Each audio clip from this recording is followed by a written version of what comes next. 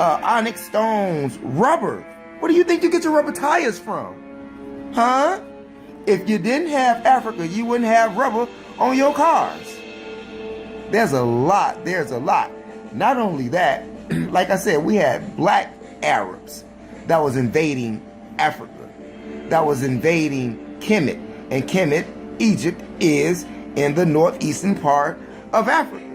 For those of you who talk about the Egyptians and think that they're not black, I mean, they are brothers to the Kushite tribe. And the Kushite tribe is from the Kemetic tribe. Now, that's something you will have to research yourself. Don't take my word for it. Do some research yourself. As Malcolm said, read for yourself, think for yourself, see for yourself. If you don't do that, just continue to be a slave or think that you know better, but actually are not doing better. I went to the museum maybe 2 weeks ago, and I was noticing, I'm going to get back to it, but I went to the museum a couple of weeks ago, and I noticed that in the lower part of the museum, in the basement, they had African structures like an iron, where you see black people with the spears and shields, but they didn't have any exhibits. They had no history of it, but they did. They did for the mindful eye, because that history is Kemetic history, which is Egyptian history. You can go to the Chicago Natural Museum there on Lakeshore Drive, and you will not find anything relating to Africa except Egypt, because Egypt, aka originally Kemet, is where all of the civilization began anyway. This is why constant invasions upon African soil was necessary, because even in the desert over there with the black Arabs that migrated that way from the Shemitic tribe, they still were in need. They were not in that Nile Valley area where everything was fertile. It's an amazing what you can learn when you read. I tell you. Reading is good, but yeah, and they don't have any black history, but they do, and they have it in Egyptian culture. So if you go to any museum, and you don't see anything in regards to the Songhai Empire or Mali Empire or the Nigerians or the Algerians, hey, your greatest history is what they got right there. And that is Egyptian history, because Egyptians were black and they are part of Africa, and they were the brother of the Kushites, which we know are black. But once again, we still had war among ourselves. Okay, and not only after we kept invading ourselves, and we began to have slaves from tribes that we captured and things like that. And the next thing you know, you had the Portuguese come in right after the Arab slave trade. You got the Portuguese come right in on northern Africa, northwest Africa, the tip of it, right there, in Morocco. And now you got your slave Atlantic trade going on, and then you have the Bible that comes in with all of this. For all of you black people who call yourself black Jews, black Hebrews, okay, some say that we were the tribe that came over here on the Atlantic slave trade, which was off the coast of Guinea. Most of us were Mali people or Songhai people. But then you have others who say we're from the tribe of Shabazz, and even the messengers say we were from the tribe of Shabazz. But you know what? When you really dig deep, you won't find yourself coming from the tribe of Shabazz. Now, he said that the tribe of Shabazz,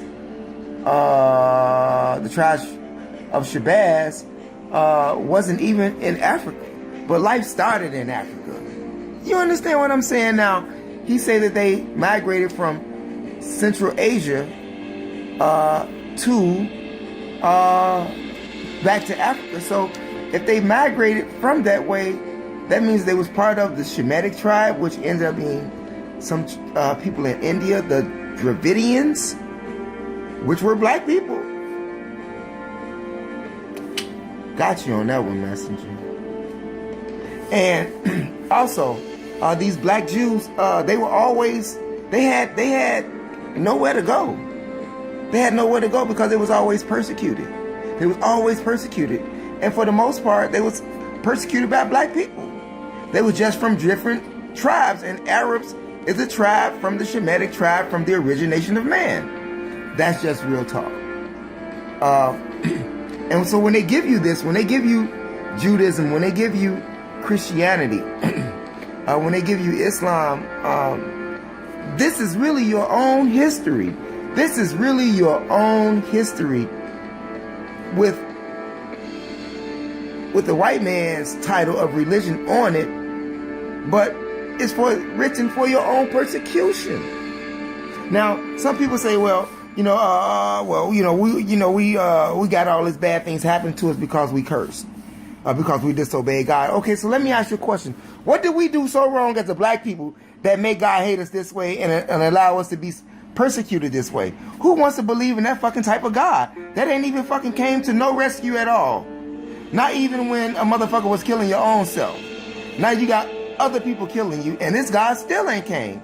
Hell, I have grandparents that have died talking about God and Jesus Christ. I have aunts and shit that died talking about Jesus Christ. These are 3-4 generations that we're talking about that is under persistent persecution.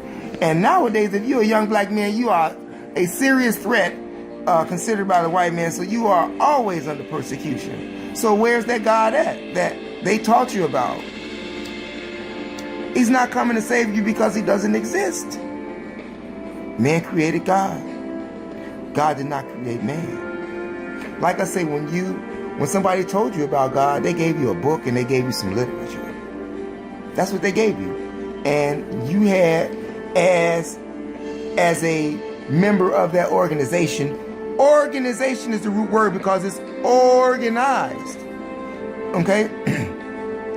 And most of us just drop head off into it because it's something about God, but we have been duped about God because we were the gods.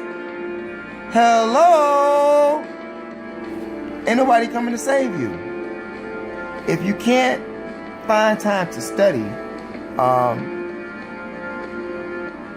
find time to stop bullshitting, and then maybe you'll find some time to study. But please, by all means, leave all of that religion shit alone because it's no good for you. Getting back to the Mali and Songhai empires, they don't have any of that. They don't have any of that because that wasn't the peak of your existence.